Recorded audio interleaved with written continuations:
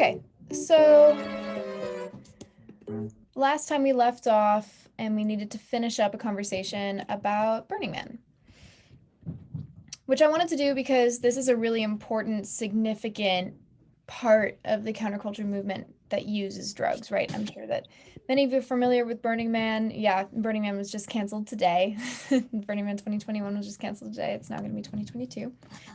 Unsurprisingly, please mute yourselves if you're not muted already. Otherwise, I'll have to hunt you down. So we start, where are we?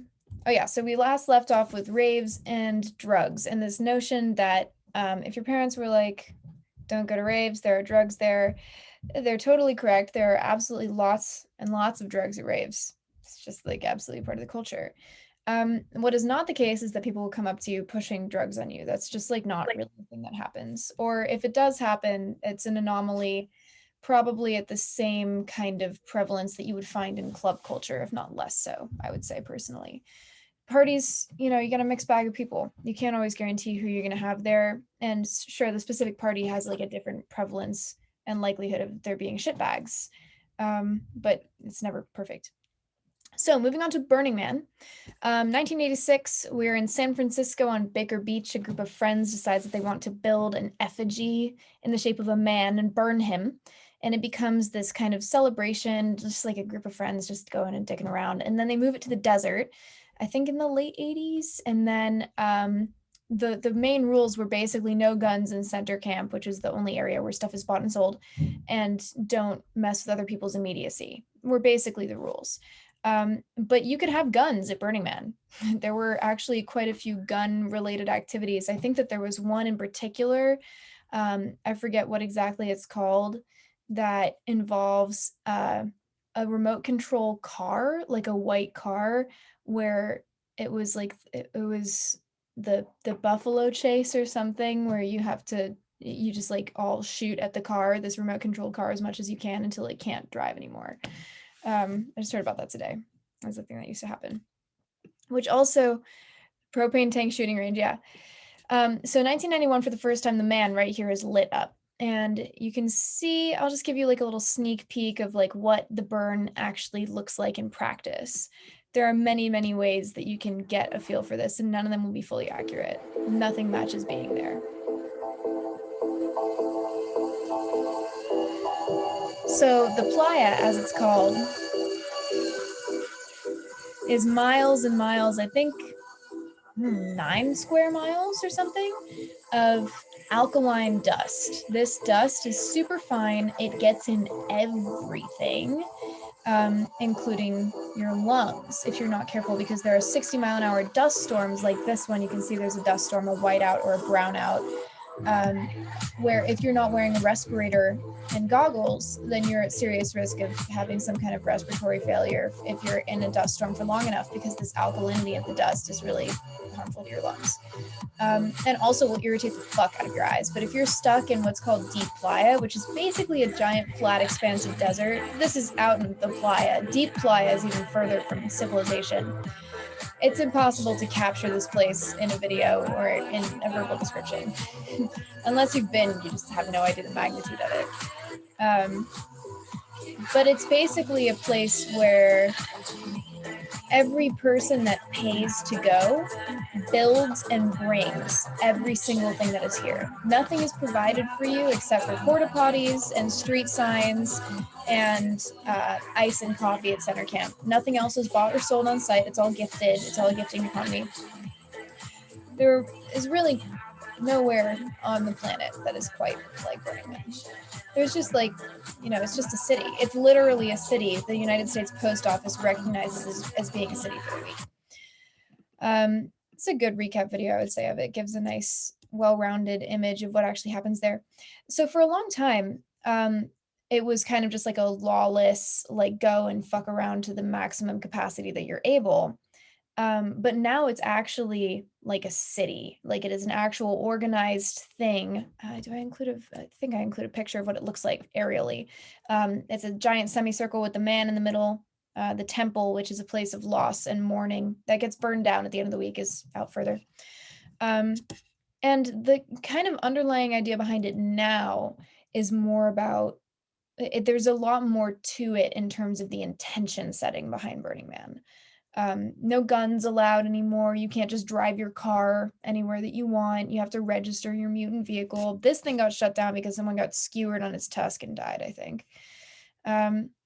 So the whole idea behind it, this is again probably not going to be a great recap of this. Lights are a huge part of Burning Man. And you can probably see the similarity that Burning Man has to raves and rave culture, because I'm about to say the most controversial thing so far of 2021. Burning Man's a fucking rave, and burners are really, really, really interested in separating themselves from rave culture. They're like, no, Burning Man's not a rave. I'm like, rave stands for radical audiovisual experience. Burning Man is the best at that. It is so good at being a radical audiovisual experience. So there are a lot of shared elements here. And the cultures and communities really like developed out of each other. They just spun off. They're different subsets of the same general idea of occupying the spaces that are inhospitable because it's what's left. Indeed, that is actually a major part of underground communities, because Burning Man started as an underground community, right? Is basically you sneak into the little hidden dirty sewage corners that no one else wants. Who else would want to set up their giant party in this like insanely inhospitable environment where you have to survive in a harsh desert climate for a week?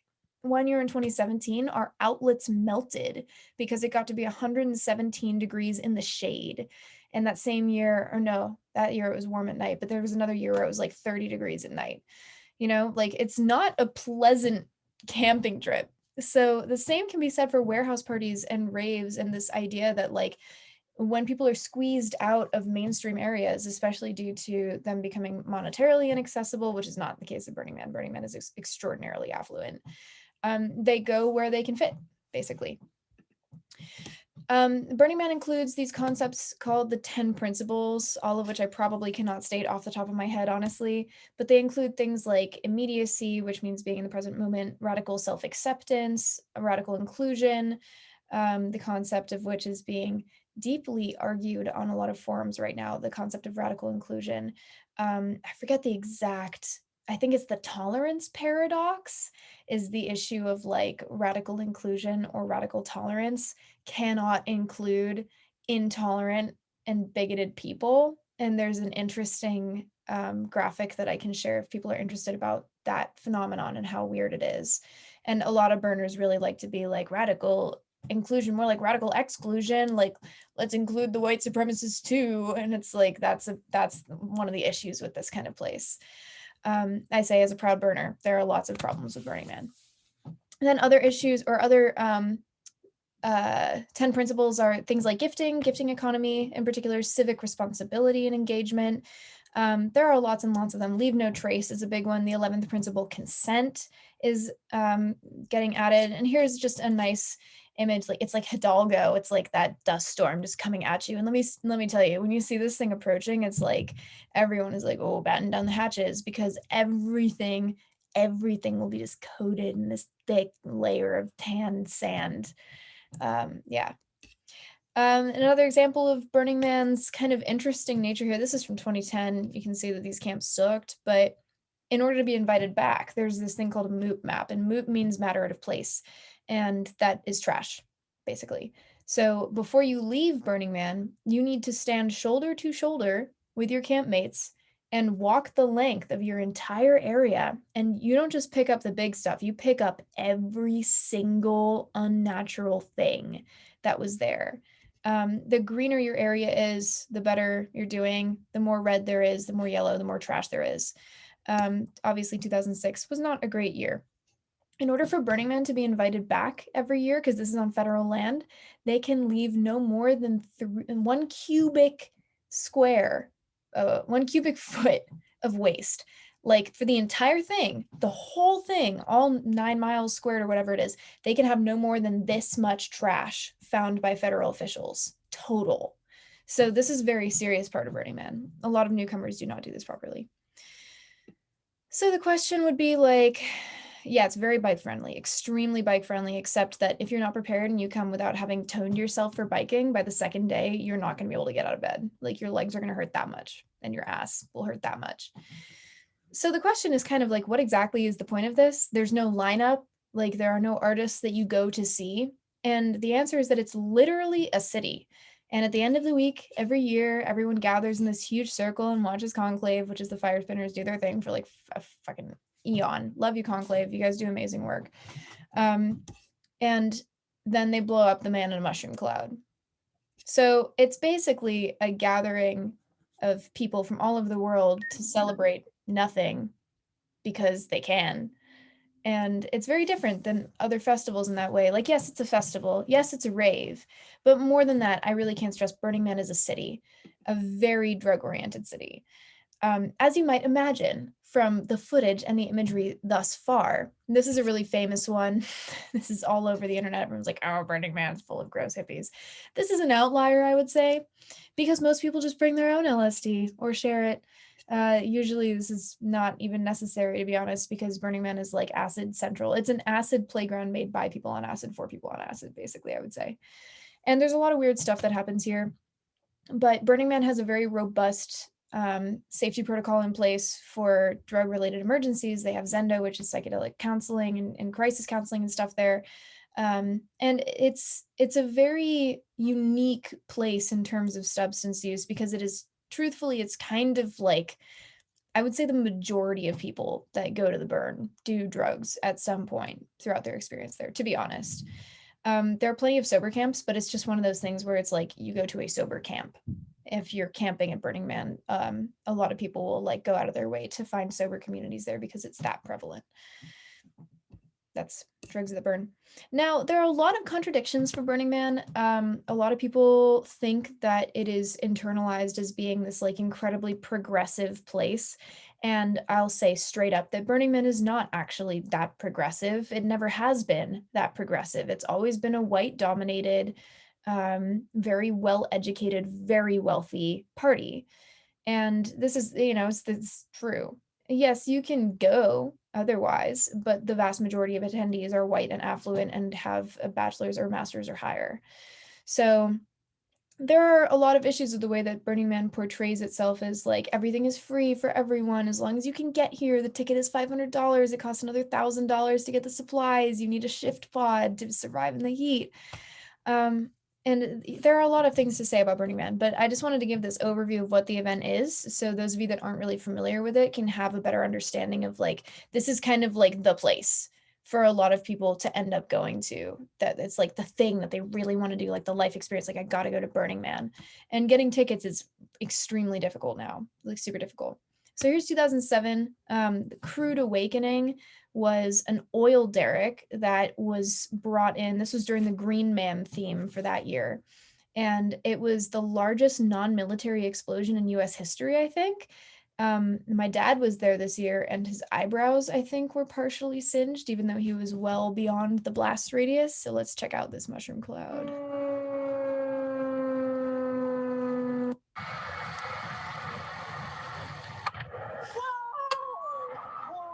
Holy crap! What? Holy shit! Right, so obviously burns are a pretty big part of this. It's not a particularly environmentally friendly practice, especially with people flying into Burning Man. There are fewer burns than there used to be, but people will bring their art. Like for those of you that have been in, I think it was 2019, the Folly will probably ring a couple of very near and dear bells. It's this massive lighthouse that someone built, this like fully interactive lighthouse that they burned. So beautiful. And then here's the temple. This was 2019's temple, which is a place of mourning and grieving and just like emoting. A lot of people will be found just crying their eyes out at the temple, and then it's burned at the end of the week. People bring mementos and like posters and all kinds of stuff. But it's a pretty much a Silicon Valley hotspot now, to be completely honest. Yeah. Lots and lots to say. Lots and lots to say about Burning Man. I could go on forever about it, but now is not the time because we have to talk about dealers, drug dealers. Okay. Now, oh yeah, the Folly, just the absolute best. All right, so we're going to get partway into this today. This begins our segue into talking about kind of like the underbelly of how stuff actually works. We've gone over the pharmacology, we've started to dabble in the cultural stuff. We're going to return to a lot of the cultural stuff, but here's where I want to start really tying it together on a more systemic level. Before we do that, shout out some club drugs. What are the names of some the classical club drugs? I see MDMA, I see ketamine, I see speed, coke, ludes, GHB, PCP. It's amazing that you guys are all going one after the other and all saying different things. That's so cool. It's like that game where you have to count to 20 and not overlap yourselves. My housemates and I try and do it all the time and it never works. Okay. MDA. Yeah, I would say that you guys actually got all of them that I would be thinking of. MDMA, ketamine. Oh, there's actually one more that I'm thinking of. It's an inhalant. 6-APB. Yeah, get out of here. Nitrous and poppers. Right. Okay. So some of the major ones I would definitely say are MDMA, quaaludes, ketamine, nitrous, amphetamine, cocaine, poppers. Whoops. And then does anyone remember the names of the two groups of British lads that liked amphetamines and started moving club culture forward in their own kind of counterculture thing in the UK during the late 50s? Anyone know what they were called? Yes, the Mods and Rockers. Nice. Excellent. And they had the battle for Brighton Beach, which is where they beat the shit out of each other with umbrellas. And that is hilarious. Okay, what event ended the era of the club kids in New York City in the 80s? It was a scandal that took place.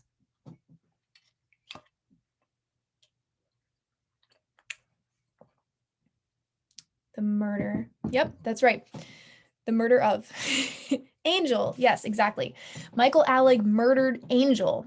And if you want to check out a cool documentary on it, Party Monster goes all through it and interviews Michael Alec, who's been out of jail and shows very little remorse for his actions and has been seeking publicity since 2014, I think. Who formed an unexpected friendship with the Hells Angels? What group of counterculture miscreants from the West Coast? What were they called? The bus people. Yeah, Mrs. Frizzle. That's right, the Merry Pranksters. Excellent. So the Merry Pranksters, the bus people on the further bus, invited the Hells Angels to a weird acid party and shit went down. What event employs principles such as radical self? Okay, we just went over this as Burning Man. What was one of the main reasons that drugs started being used in club settings? It's a major reason, I would say. That's right, no liquor license. Excellent, excellent. And bonus points for one of the major reasons that raving started getting pushed underground in the late 90s. Has to do with clubs as well. Rave Act? Not quite. That was a little bit after the time period I'm talking about, but that also was a problem.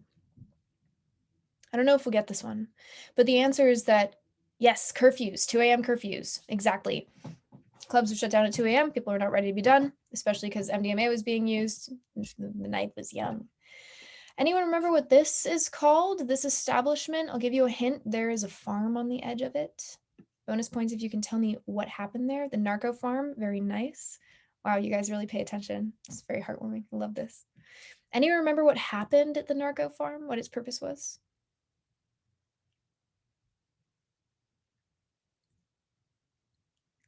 Rehab. Okay, yeah. Kicking dope and making jazz.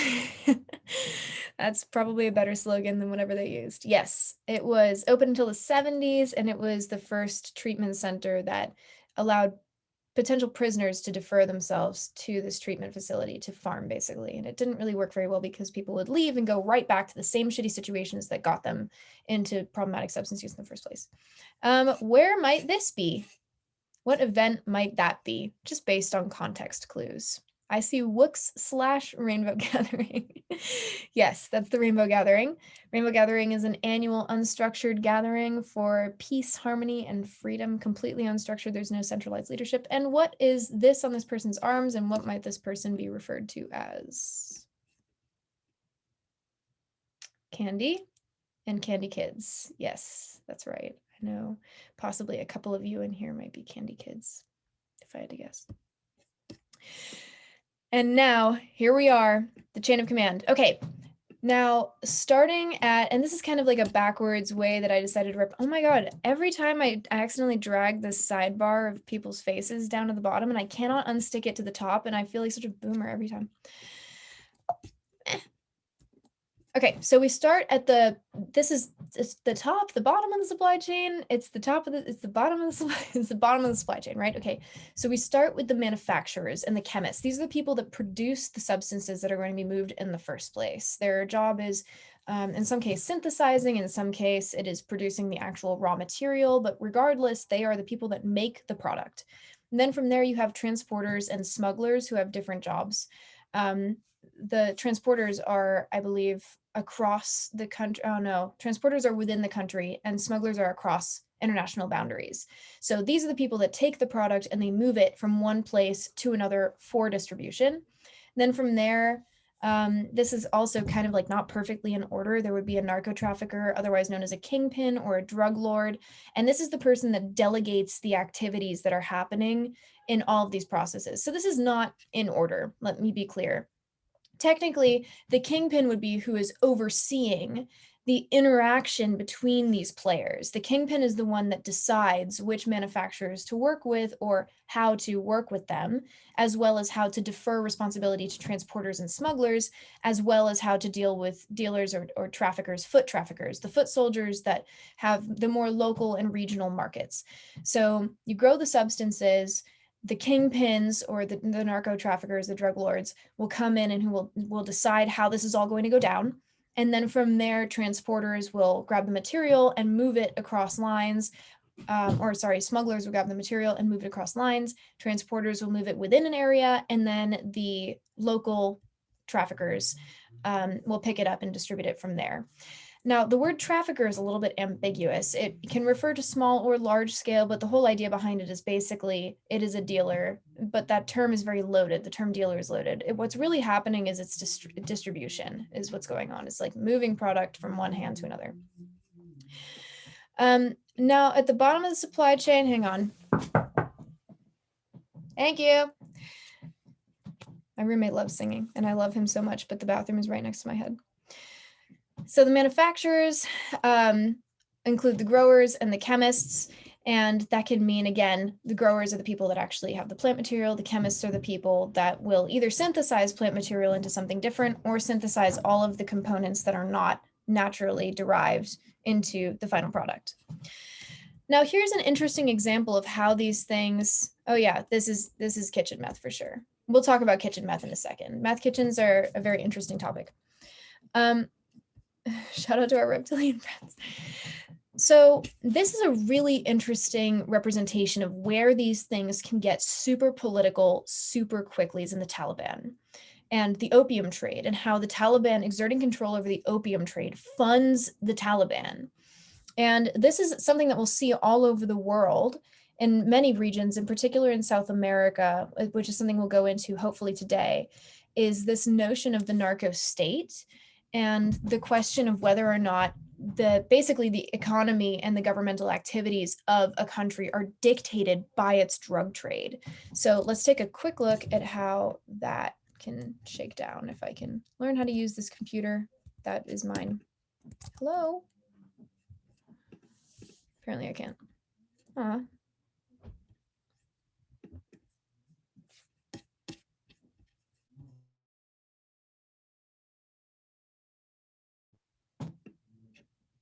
The U.S. government spent more than a decade fighting a war in a way that many people said was just, we were fighting the wrong war. We were fighting the terrorists instead of the drug traffickers who, without the traffickers, the terrorists wouldn't have existed.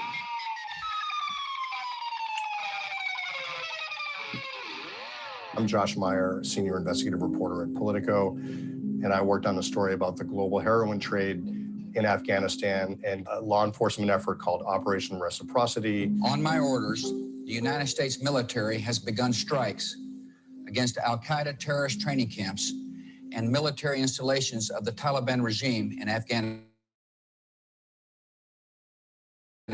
Toppled the Taliban and got rid of Al-Qaeda and its training camps. What they didn't expect was that the Taliban would come roaring back and that they would use drug money, potentially billions of dollars of it, to finance an insurgency that grew and grew and grew to the point where it threatened to take out the whole government. The Afghan government that the US government had spent almost $1 trillion supporting and basically take over the country. One of the big contradictions in this is the Taliban derives a lot of its legitimacy from the fact that they're holy warriors for Islam. And so drugs are forbidden in Islam. And so one way that they've tried to reconcile that is by saying that we are only trafficking in drugs to take on the great Satan, which is the United States. The problem is that as they've continued to expand the drug trade in Afghanistan, you now have potentially millions of Afghans who are addicted to drugs because of it. Same thing in Iran and Pakistan, in Russia, everywhere where the trafficking routes go from Afghanistan.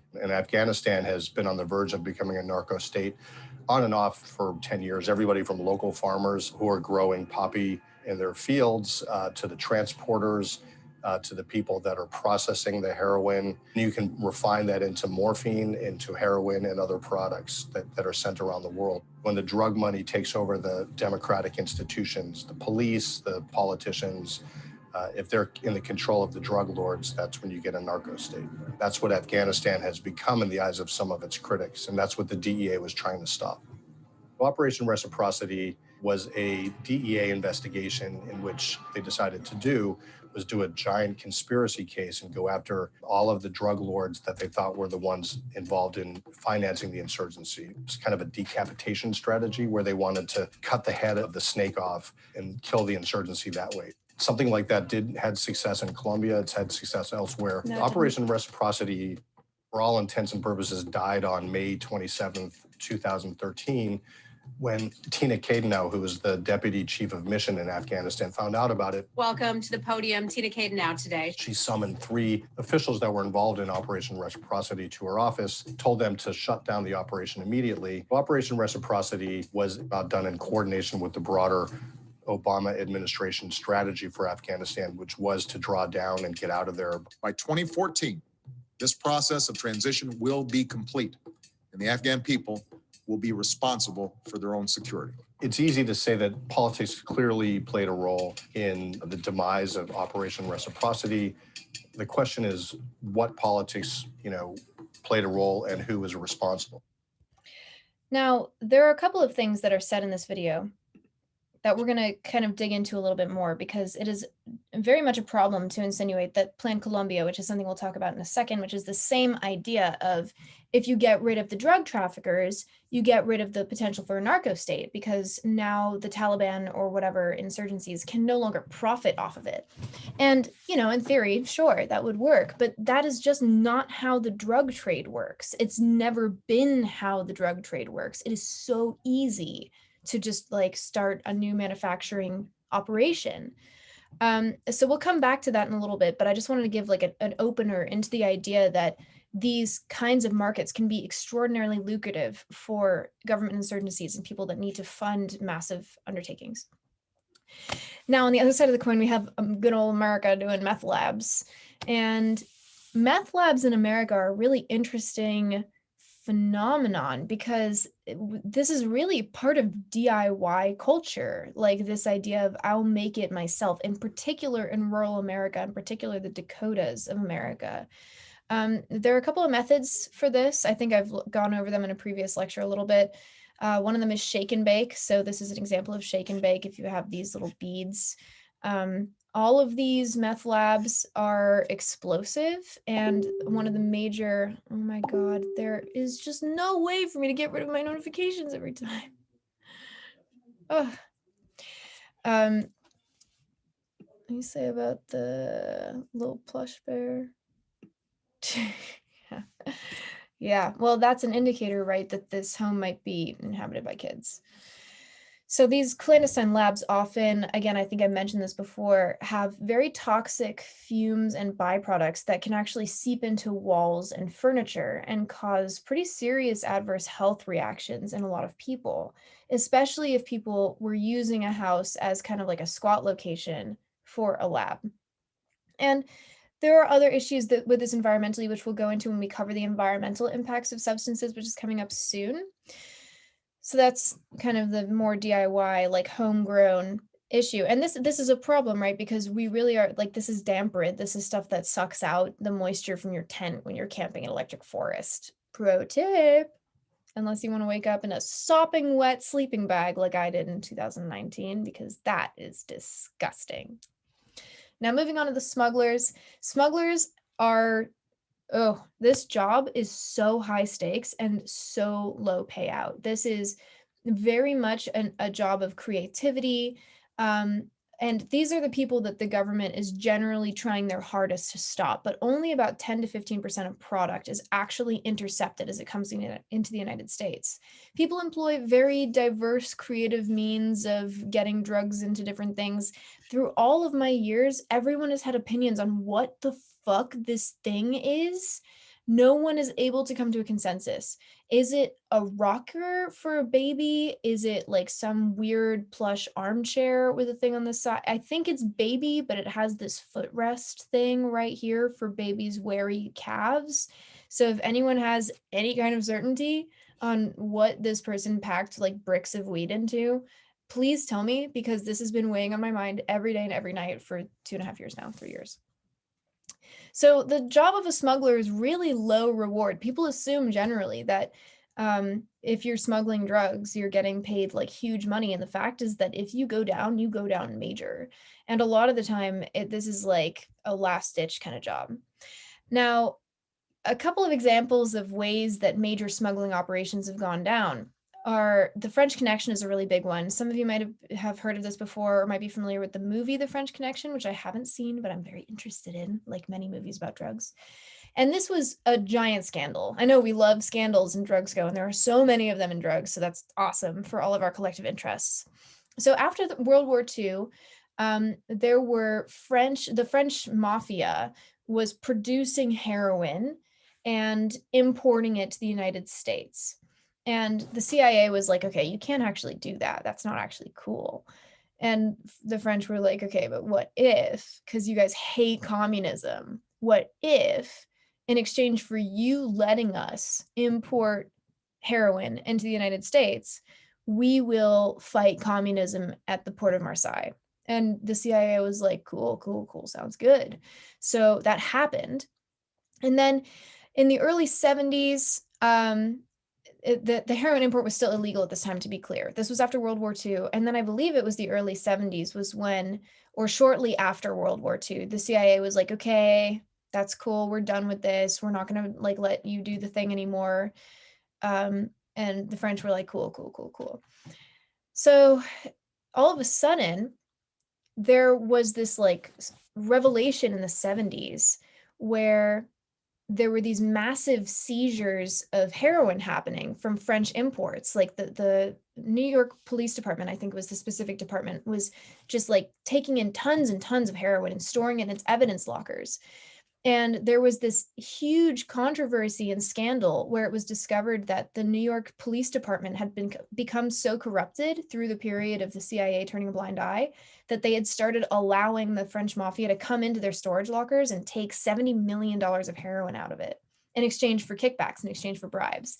So the CIA kind of set the stage for this relationship to develop, and then it became exploited in the French Connection. Oh, some argument about the stroller, infant car seat, footrest. CSA wasn't enacted until, you mean the CIA? CSA? Keep looking. Oh, Controlled Substances Act. Yeah, totally. Controlled Substances Act was 1971, if I'm not mistaken. So, but also the import was probably, if I remember correctly, would have been under the Single Convention on Narcotic Drugs. It would have been controlled under that, if I had to guess. I don't remember exactly. It would have been morphine-like drugs would be the designation. Okay, so in the 70s, just another example of the smuggling things that were done. This was a 70s heroin dealer, trafficker named Frank Lucas, and he claimed that he was sneaking heroin into the United States after he was arrested. He claimed that he'd been sneaking heroin into the United States in the cadavers of dead US soldiers from Vietnam. One of his partners was like, "That's fucked up. I don't know why he would suggest that. We snuck it in the hollowed out portions of teak furniture. This is maybe an attention grab. I'm not exactly sure what this is." But he was caught by mailing packages of heroin to the wrong address, basically, or to, actually, I think it was a drop site. These elderly women who went and grabbed the packages from their mailboxes and were like, "What the fuck?" And that was what took down Frank Lucas. Now, on the left is El Chapo. I believe, oh God, that's El Chapo, isn't it? And then on the right, there's Mr. X from the Philippines. Now, this is where we start to get into the guys that are really running these operations at the top. And these are the traffickers, well, I would call them the drug lords or the kingpins or the narco traffickers. Drug lords or kingpins are probably more accurate for this. And these are the people that basically call the shots. They're extremely slippery. They're very difficult to catch because a lot of the time what they're doing themselves isn't, strictly speaking, illegal. That's a big part of this, is that they can delegate tasks and mask their identities and do all these things to stay kind of in the shadows as the person that is basically deciding what is done. This is a very complex power dynamic that takes place, especially when these people tend to be more shielded, more shadowed, more protected, very hidden. It creates an atmosphere of mystery and of dominance that really influences the way that members of cartels and other narco circuits will act. And then below that, you have the local and the regional distributors. And these are, generally speaking, the local and regional distributors are people that are trying to make money for one reason or another. Sometimes these reasons are nefarious. Oftentimes these reasons are for the purpose of making money to get by. Other times these reasons are people that are using a particular substance themselves who want to be able to acquire product and flip it and not lose money in the process of having their own stash. Because buying in bulk is considerably cheaper than buying just like a single use. And it changes the purity because you aren't going through yet another layer of getting stepped on. Now, a lot of these local distributors are very active on social media. And I think this actually is a photo of a guy who got taken down by cops by posting this like massive stack of bills on Instagram. And cops were like, "Where'd you get that?" And immediately was just taken down. So this is a pretty common thing that we're seeing right now. Snapchat and Wickr and Instagram are flooded with bot accounts and other minor accounts that are only up for like a few hours or days at a time before they get taken down. That's like, here's my Wickr handle, here's my Snap, and you can hit me up for substances. And it's interesting because like I have no idea what the quality of those purchases are. Like there are actually indeed real dealers or real distributors that use Instagram that are actual people that will sell you actual drugs. I would say most of the time you're just going to get some kind of whack ass research chemical batch that is like completely out of left field, personally. But a lot of people just don't know that that's the case. You know, a lot of people will jump on the opportunity to get something. And then there are the consumers. And consumers are at significantly higher risk of incarceration and arrest than either of the other two tiers that we just talked about. Like consumers are the people who get arrested almost every time. This is often based off of obviously racial profiling, off of visual profiling in general. Socioeconomic status is a huge indicator of which consumers will be fucked legally. And these are the people that basically you pay the most for the lowest quality substances. You have the highest likelihood of incarceration and arrest. These are the people who are harmed by the war on drugs, are the consumers. No other part of the supply chain is touched for the most part. Like it is a pretty robust supply chain. That's really the thing here, is like there's a lot of emphasis on, as I said in the video, cutting off the head of the snake. And it's like, this is a hydra. You can't just do that. It will grow back. It's like that one lizard whose tail I pulled off in my backyard, and I was absolutely mortified days later to see that it had grown a second one like that when I was like 4, to be clear. I was 4. But that is like absolutely how the drug trade works. And a lot of people just don't understand that. From a practical perspective, you can't cut the head off this snake because the snake is criminalization. If you cut that head off, yeah, you've got fewer problems, but still problems to deal with. Now here's Freeway Rick Ross. Freeway Ricky, he was an 80s cocaine pusher who By the would time make you met, massive amounts of money. myself, according to some articles that I looked up, and you can tell me whether this is accurate or not. It said that you were making up to $3 million a day. I've had days that I made 3 million. You had a $3 million day. Yeah, Okay. a few of them. A few of them. Explain how you have a $3 million day. Well, your big customers come through, a couple of them, and they drop off $200,000, $300,000. There were 3 or 4 spots that I had in LA where guys that stood out on the street that would make $100,000 a day, each one. Each one. Yeah.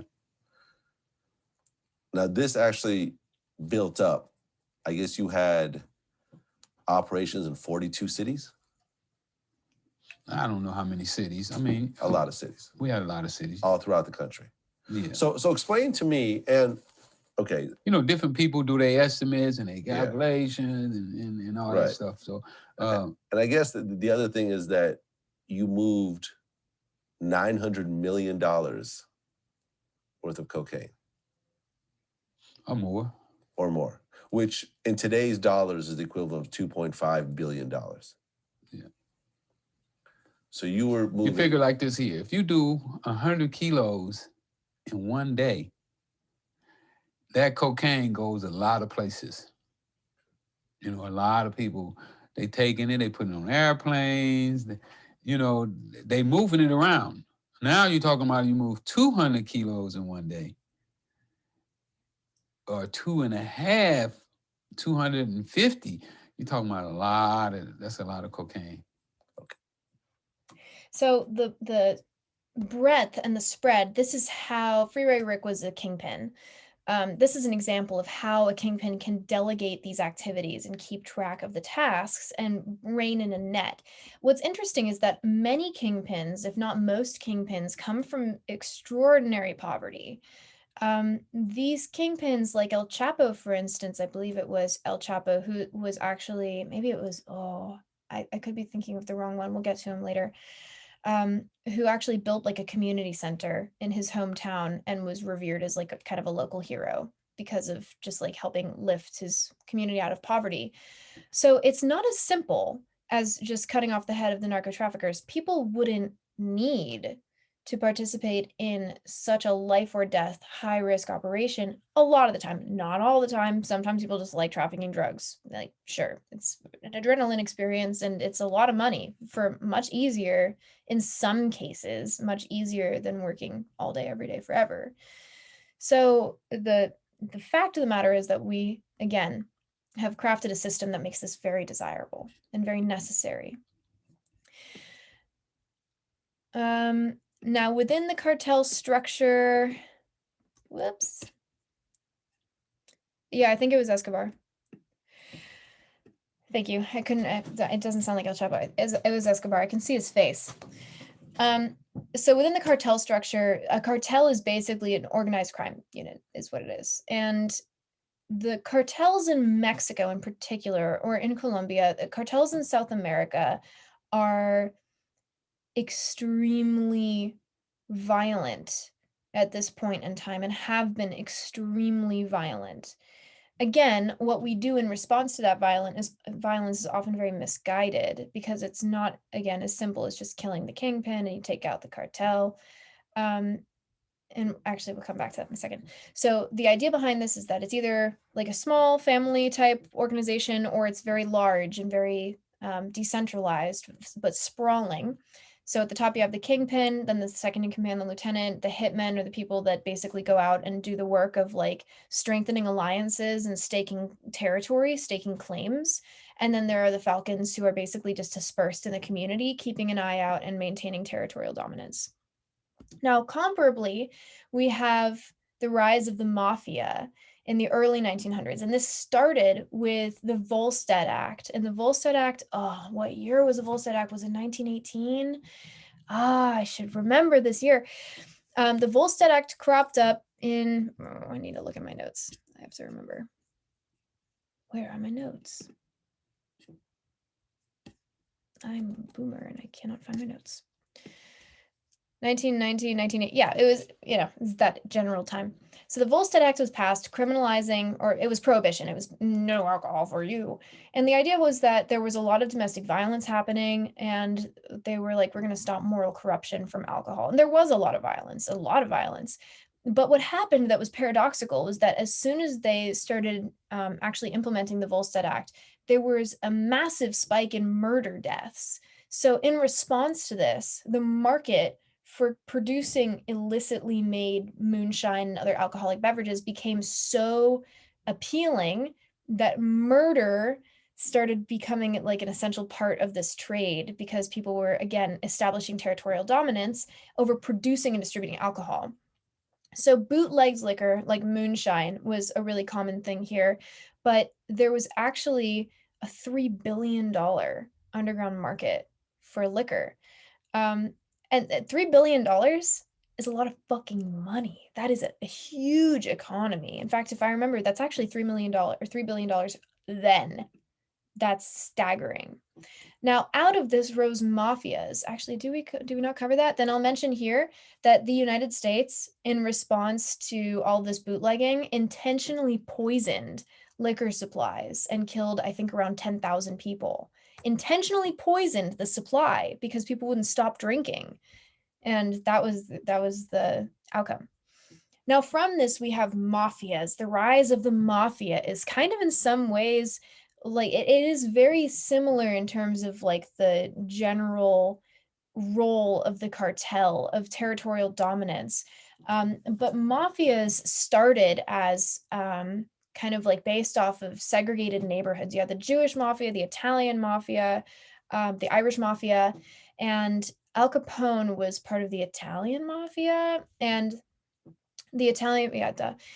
And the Italian mafia rose and again was like, okay, and just to be clear, just because it's called the family doesn't mean that they're actually all related. That's like an international thing, but they're not actually related.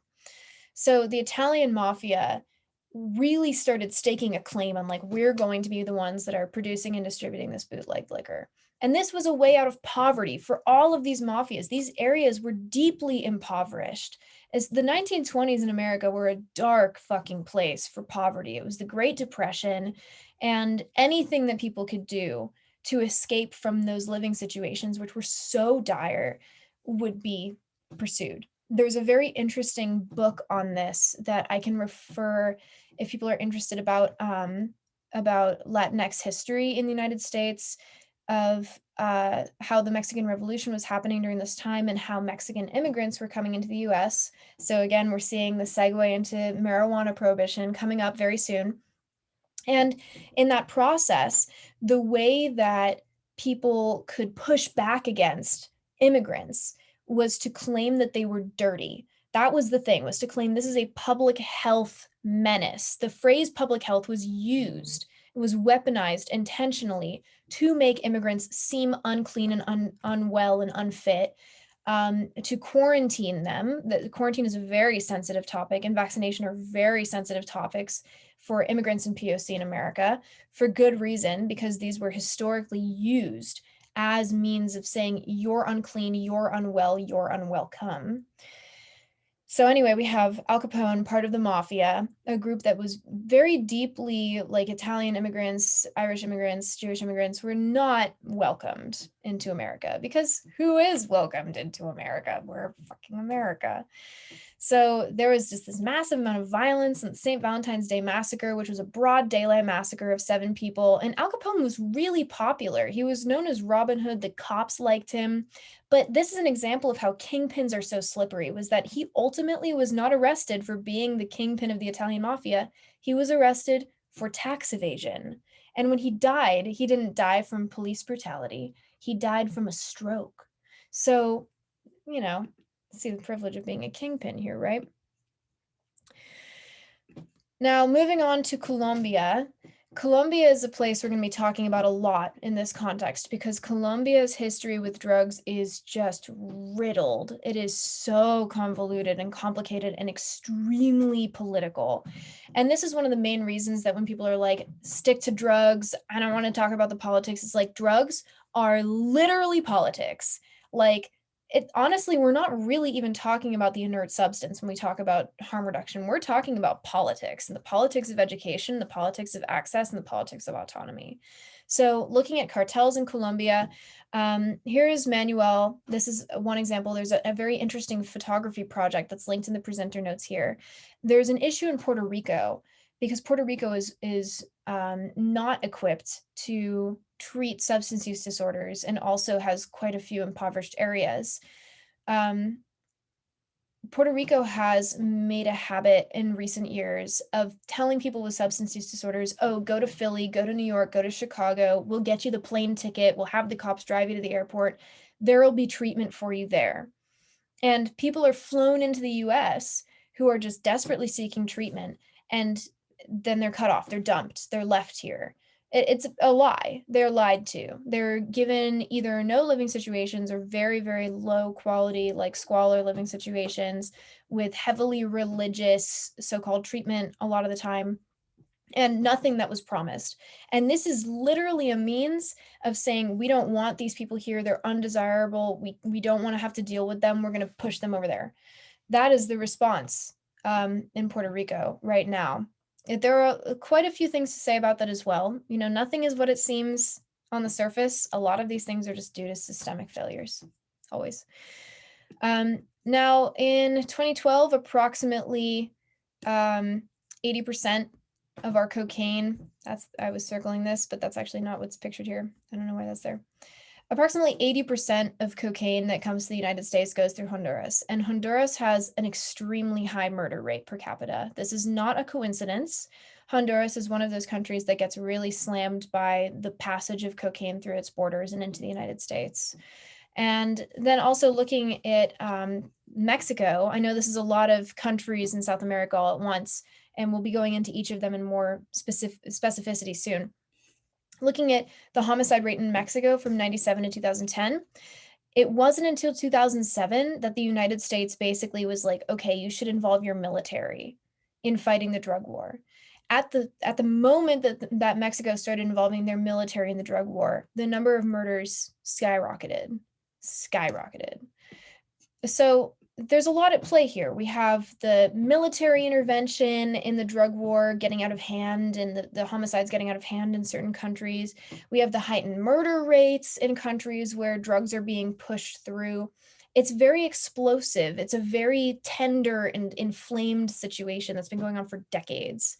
Now, over here, we have a submarine that was used by Colombian cartels.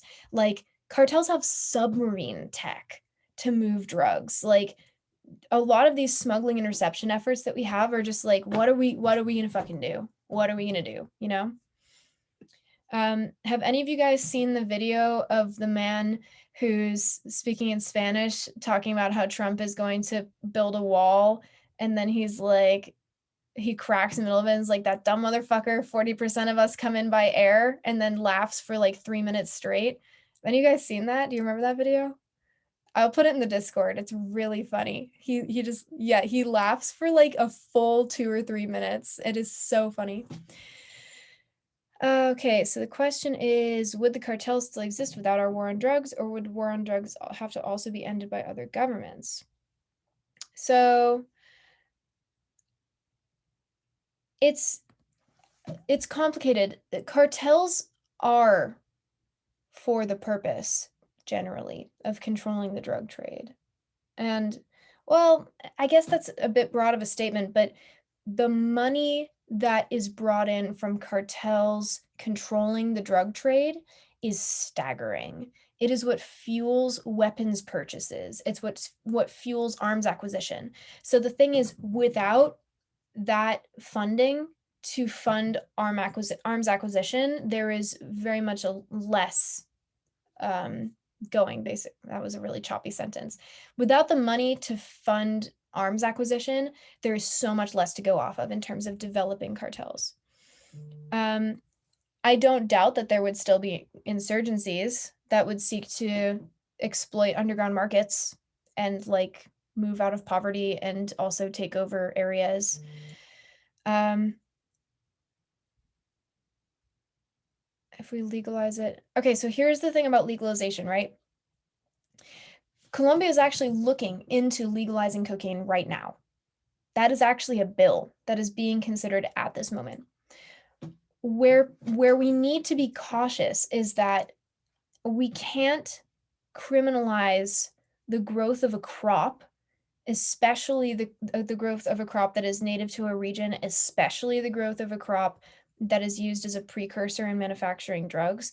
We cannot criminalize that and have it not harm the people that are growing that crop, obviously, right? So if we're going to, let's say that the United States decided to pull its head out of its ass tomorrow and legalize all drugs. Whoa, crazy, right?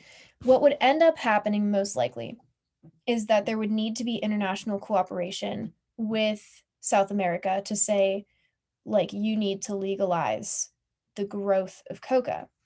But it's also a collaborative thing because the United States is the one that stuck its little greedy, sticky fingers in there and was like, we're going to help you guys get rid of all the coca. And we'll come to that in a minute. Plan Colombia is when the United States stepped in and was like, okay, we are going to be a part of getting rid of all the coca crops now. We've poured billions of dollars into this. When that guy was like, Plan Colombia worked, I was like, no, it fucking hasn't. It hasn't worked at all. There's so much evidence showing that Plan Colombia was like an extremely mediocre endeavor that caused a lot of harm and cost a lot of money and didn't really do that much. So yes, if only the United States legalized cocaine, then it's possible that South America would, it's just, that would be a very unpredictable, flammable situation because on the one hand, there would be a lot of demand all of a sudden for coca. On the other hand, there wouldn't, because we would suddenly be able to manufacture our own coca in-house in the United States. So why would people need to go through the effort of importing it, especially if you can get it from a pharmaceutical grade thing? But here's the thing is like we have pharmaceutical grade ketamine in the United States and it's still produced in labs and imported. Like I think a large part of it is like there are so many things that go into it. How accessible is this new legal substance? How quickly is it legalized? Are we making deals with importers from their countries? Is that part of a convention that controls international trade and export? It's so complicated. On Plan Colombia, I think it's billions on Plan Colombia. I don't think it's over $1 trillion. I'm not sure, but I don't think it's over $1 trillion. We definitely need to have that roundtable as soon as I'm not really sluggish about legalization versus decrim. Okay, so, oh, we're about to be out of time. Shit, I'll just do this then. Now, going to Colombia, which is where we are right now, there are 3 major cartels, but there are lots of cartels in Colombia. The Medellin cartel, Norte de Valle cartel, and the Cali cartel are 3 major ones. And cartels basically sprung up because of the drug war. They were like, oh, okay, this is a really vast market that we can tap into, and we have the necessary resources to really play into it.